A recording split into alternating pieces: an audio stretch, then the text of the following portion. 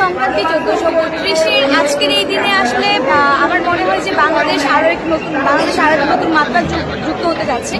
আপনারা দেখতে পাচ্ছেন যে আমাদের এই মঙ্গল শোভাযাত্রার নাম পরিবর্তন হয়ে বর্ষবরণের আনন্দ শোভাযাত্রার নাম হয়েছে এবং প্রত্যেকটা মানুষ খুবই স্বতঃস্ফূর্তভাবে নিজের উদ্যোগে এখানে এসে আনন্দ শোভাযাত্রাটি উদযাপন করার জন্য আসছে এবং এই যে আনন্দ শোভাযাত্রা সেটিকে উদযাপন করার জন্য কিন্তু ভিন্ন মাত্রা এবার যুক্ত হয়েছে। আপনারা দেখেছেন যে 2 দিন আগে মাত্র 13 তারিখের আগে 12 তারিখে আমরা ভোরবেলায় খবর পাই যে শেখ হাসিনা যে প্রতিকৃতিটি বানানো হয়েছে সেটি পুড়িয়ে ফেলা হয়েছে।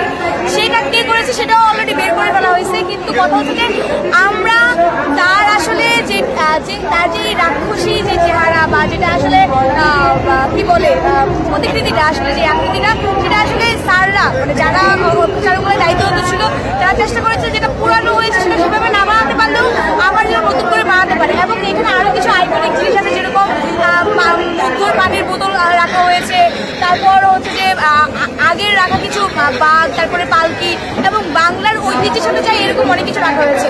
আমি আজকে এখানে আসলে বাংলাদেশ গ্রিন ফিউচার ফাউন্ডেশনের একজন শুভেচ্ছা হিসেবে দায়িত্বরত আছি, শৃঙ্খলা রক্ষার কাজ করছি এবং আমি চাই যে এই আনন্দ শোভাযাত্রাটা খুবই সুন্দরভাবে শেষ হোক। সবাইকে শুভ নববর্ষ।